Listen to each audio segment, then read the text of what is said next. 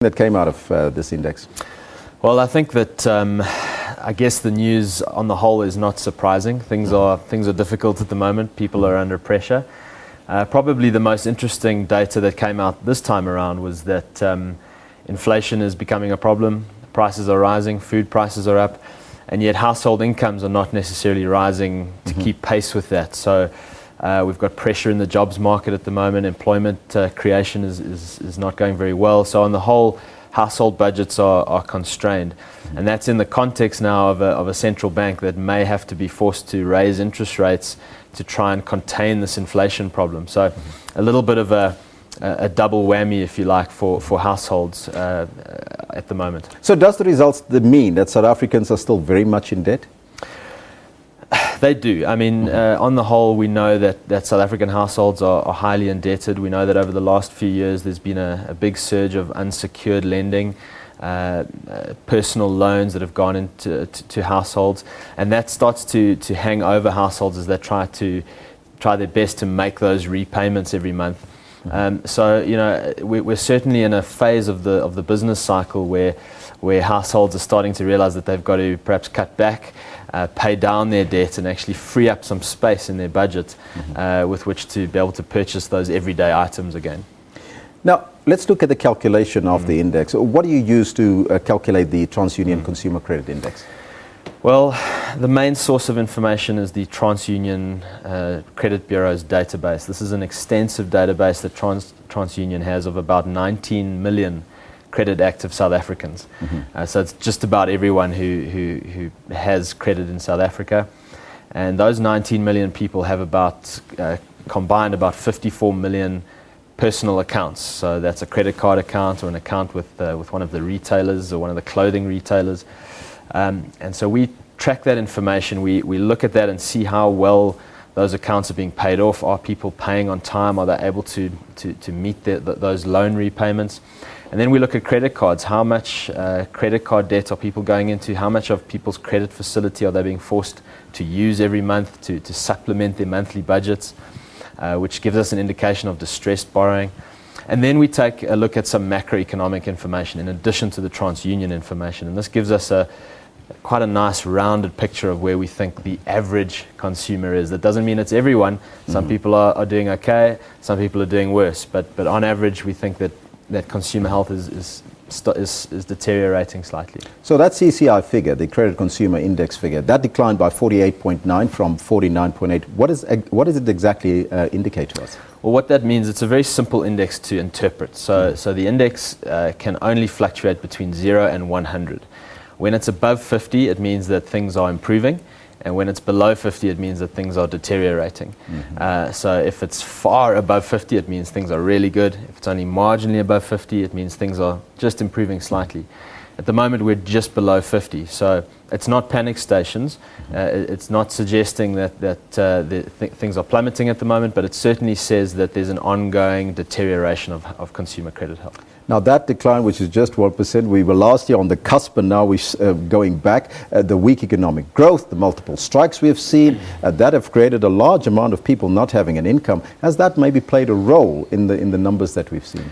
Almost certainly. It's very difficult to quantify exactly how much of a role we're seeing in the numbers, but there's no question, and it could very well be that the index would have been above 50 had it not been for what we've seen in the first half of this year.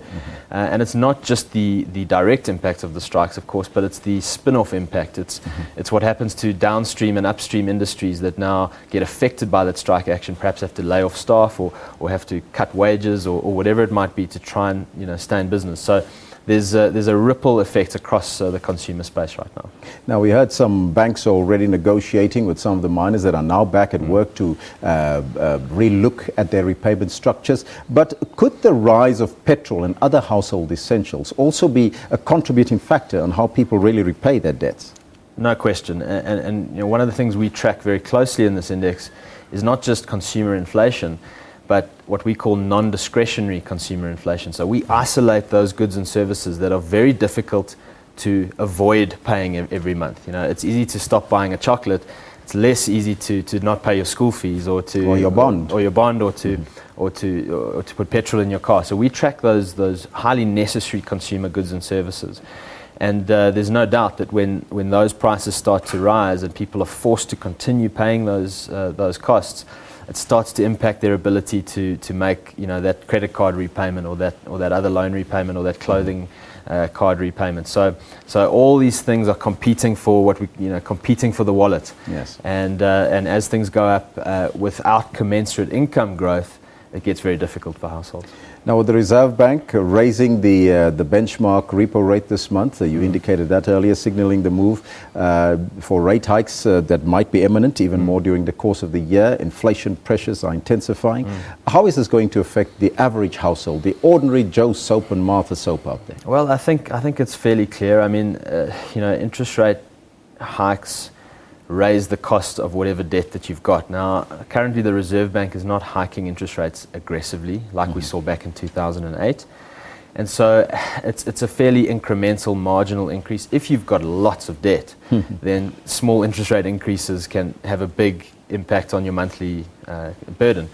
But generally, I would say at this stage, the interest rate hikes are not having a hugely negative effect on people. I think it's more a case of what's going on in the inflation environment, as well as the job market. People are struggling to not only get jobs, but to keep their jobs and to get good wage increases without jobs being lost elsewhere. So I think that it's not an interest rate story yet. However, if inflation becomes problematic and the Reserve Bank is forced to raise more aggressively, that's going to start to impact the average household quite severely. Now, I know it's your job to take the numbers and analyze them, but advice to consumers out there going through this very difficult time right now. Well, I think that most people are probably, better in charge of their finances than I could be. But it's really quite simple. If you think that things are looking great for you, it would be better just to be conservative. Try not to use your entire budget. Try to operate your budget as if it was a bit more constrained. Try and save, and try not to go into too much debt that you can't handle. I think those are very basic pieces of advice that I would give. Russell, thank you so much for coming through to AM News. Much appreciated. Now, that was Russell Lamberti, who's an economist from market intelligence firm ETM Analytics, talking to us about the second quarter Consumer Credit Index release this morning, which does not sound too good for you out there as a consumer. So let's take a